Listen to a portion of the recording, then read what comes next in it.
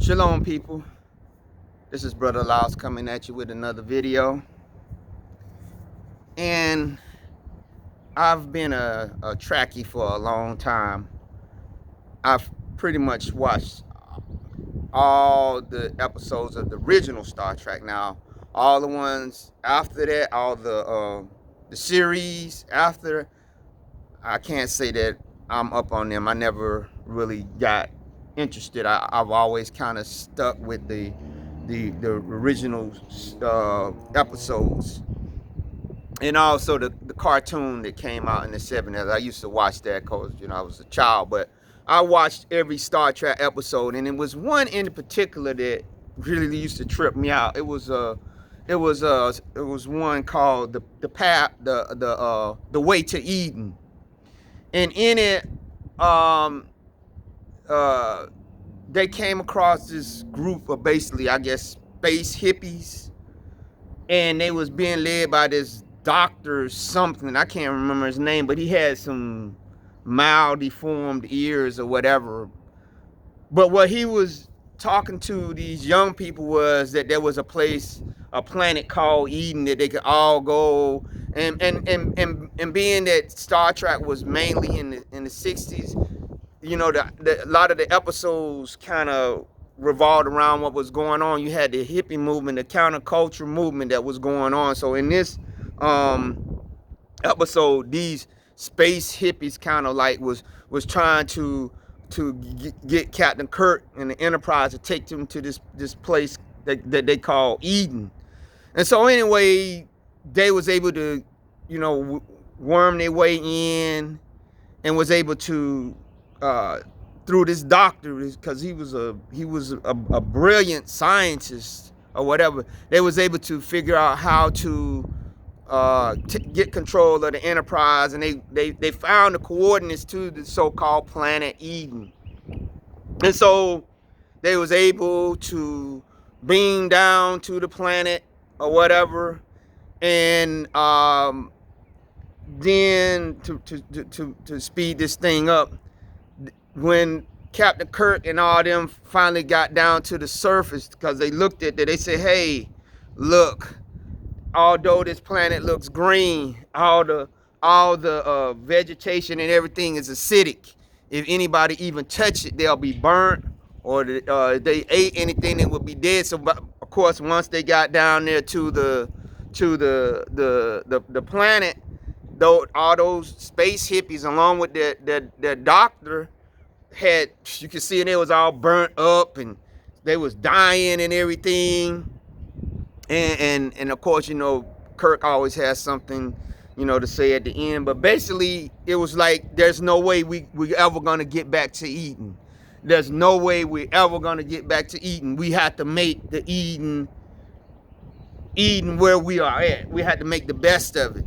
Of course, we know that's not true, because at the end, we know that when Yeshua restores his kingdom on earth, it's going to be greater than Eden. It's going to be greater than anything man has ever even thought of, because he said, eyes haven't seen, neither ear heard, neither is in into the heart of man the things that Yah has prepared for his people. But there is some yet truth in that. If we as just human beings search for Eden anywhere on this planet, that just as man went into the Garden of Eden in the perfectness of situation, he had Yah right there walking with him in the cool of the garden, talking to him, teaching him. Man did not know anything about sin yet.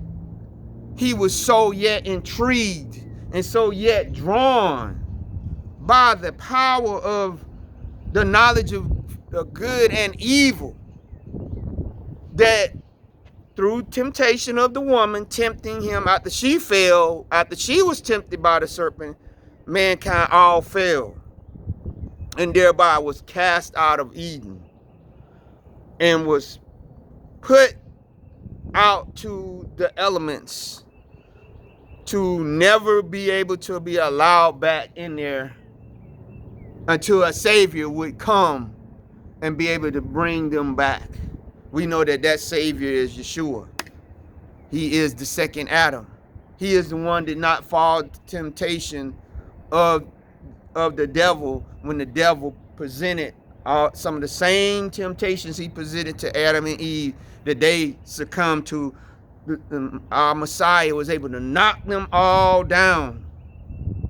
But yet we have these ones in this earth who consider themselves to be wiser than Yah and his son. They consider themselves to be the ones that can say, I have found the Eden. You think of Ponce de Leon with his fountain of youth that he told everybody was in Florida. Told them, hey, some springs there, let's go there, and once we find that, that'll be our Eden. You think about Joseph Smith and Brigham Young, who told everybody, hey, let's go out west. It's a place out there. And they named it, I don't know what they named it, but it eventually became the state of Utah because it was named after the Ute Indians. But whatever they called it, he said, this is going to be our paradise. This is going to be our new Eden. And we know that they went through starvation. We know they went through war with the Indians. We know that even the United States himself was going to go to war with the Mormons if they did not bring themselves into statehood, because they said this is our Eden. But what did it turn out to be? It turned out to be a place of sexual perversion for them to go out there and marry very underage girls, and polygamy and polygyny. This was their Eden. But when they presented to the people, they was making them think it was going to be an Eden just like what was on earth. We even think about when Abraham went into the land of the Canaanites, and he brought his nephew Lot. And we know that there was strife between Lot's herdsmen and Abraham's herdsmen. And what did Abraham say? He said, I don't want no strife with you. He said, we got the whole land of Canaan before us. He said, if you go to the right, I'll go to the left. You go to the left, I'll go to the right.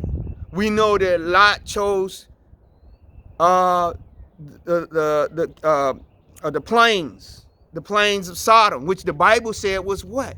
He said it was, and before Yah destroyed, he said it was like the Garden of Eden. He said it was like the Garden of Eden, but yet the people were living low down, moral, degraded lives, because we cannot get to Eden without coming through Yeshua. We cannot get back to Eden until his kingdom comes. But his kingdom must first come inside of us, because Yeshua said, behold, the kingdom of Yah is within you. Because even if you was able to go back to the Eden, if you don't have the kingdom of Yah within inside of you, the Eden is going to be just a nice place for you to continue to be sinful. So as we have all of our people going out and grabbing their passport, and I have a passport, and and with any time that might be left, because we know we're living in the last days, I would, yes, like to go visit different places besides the places that I went when I was in the military, me and my family. But yet I do not uphold any place that I will hear people say, this is the Eden, that I'm going to go in there in expectation that there's not going to be any problems. That you got to understand that without Yah leading you there, without Yah being on the inside of you, telling you that, without the word of Yah being a clear and a present in your life to give you that assurity, no matter where you consider to be Eden, pretty soon it's going to fall in disrepair. Just like these people in the Star Trek episode that went there and they seen everything was beautiful and everything, but it was full of acid where they couldn't touch it. It's just like the beautiful rose. You reach out for the rose, you got to have a glove on because of the what? Thorns. When me and my brothers and friends went in the summertime to pick blackberries. Old blackberries were delicious, but if you didn't have on a pair of gloves and you put your hand, you got all them sticker brows. You're gonna get full of sticker brows. You're gonna get full of ticks, because there's something about when one says something is connected to eating. It's like the Most High Yah puts all these thorns and thistles and everything to make you understand, no, you're not getting back to eating except through me. I'm not gonna bring you into a paradise type situation. And if you do, when you get there, it's not gonna be like what you think. It's gonna look like that on the outside, but once you get there, then because man who born of sin, days are few and full of trouble, it's not gonna be like that. When Hitler came into office and he was able to get the Third Reich moving, and all the German people were starting to get feel good about, to get that patriotic feeling about Germany again, that they will be on the rise. Did they understand overstand what was going on in the fact of them confiscating property of the Ashkenazis that's there? They not understand what it was going to entail for them to do what they were going to do, to lie, cheat, and to steal. Although, yes, historians say that the Versailles Treaty put Germany in such a low state that they was willing to make a deal with the devil, right? But once they got what they needed from Hitler, they decided we're gonna say that the Third Reich is our Eden, and we're just gonna overlook all this other kind of stuff that he is doing, right? Because this is our Eden, and we know how that ended for them. We know how it came all crashing down, because you're not gonna get back to Eden, not without Yeshua. You might get back to a semblance of Eden, but it's not gonna, it's just like with mankind. If mankind was in Eden and was perfected and didn't even have a knowledge of sin, what do you think about us who have sin getting to a place called Eden? What is gonna happen? It's gonna be over soon. It's just like when we was moving into to the projects back in the early 70s, and we had been cussing, moving like every couple of years. I can remember, I was moving from one rent house to another. We never was in an apartment now, but my dad would rent out these houses, and finally him and my mom said they got these housing development, these projects out here that they're offering to black people. And when we went out there, we seen all these houses, hundreds and hundreds of houses, and it looked so beautiful and everything. And I remember when we went into a couple of houses, and then we went into the one particular house, which is still my mom lives there today, and it looked so beautiful, right? But as soon as everybody started moving in, you had all the people that had been just like us, that had been renting and moving from place to place and was bringing their ways with them. And then, it all just started crumbling. Now, for the first couple of years, it was okay because, everybody kept it up. But soon you start seeing it fall apart. You start seeing it fall apart. And it was just like today, like if you go through my old neighborhood, where it's trash. It looks bad. It's just falling apart. But when I first seen it, I could have said to me, man, that's my Eden. But look at it now. You understand? It was so bad that when I went into the service back in 1983, I said, there's no way I'm coming back here. We start calling it the hole, because in order to get to it, you had to drive down into it. It was like in a valley, in a meadow. So when it rained, it was just water everywhere. But it had even so deteriorated at that time in the 80s that I was trying to get in. That was just like less than 10 years or so after we had moved in it. It was already falling out. So my Eden was falling apart. So I've come to understand ain't no place on this earth is going to be a Eden. So never ever let anybody tell you that this place is Eden. Because you got to understand that if we got Eden, there would be no need for Yeshua to return to this earth and set up his kingdom. If it was an Eden, there would be no need for Yeshua to return back. If the Bible said that the people would follow the Antichrist because he would say peace, peace, what does that tell you what the conditions have to be like worldwide? Not just here in America, but worldwide, in order for the Antichrist, the final Antichrist, to be able to take over. Because he's gonna promise them, I'll get you back to Eden. He's gonna promise them, he's gonna get them back to Eden without following the laws of the Most High Yah. But we cannot follow the laws of the Most High Yah unless we are what? Born again. But you can't rule no nation on this earth because Yeshua has not set up his kingdom yet. So even us who are born again must understand that the only thing that we can do, and the Bible even tells us that don't be citizens of this earth in the sense of you got all your hopes and stuff tied into it, just like I was talking about in my last video about a lot of our people rushing to sit on these thrones that the Gentiles are giving up as the ship going down. We must put our hope, and I understand it sounds like this slave master thing where he said, put your hope in the sweet by and by. I'm not telling you to put your hope in the sweet by and by. I'm not telling you that you can't make fortune, you can't have certain positions and everything, but be careful, especially in the time that we're living in right now. That you got to understand that Yeshua said in order for things to get better, they got to get worse. In order for things to get better, in order for Yeshua to come in here and set up his shop, things have to get so bad that the cry is so loud for him to come from heaven to see about us.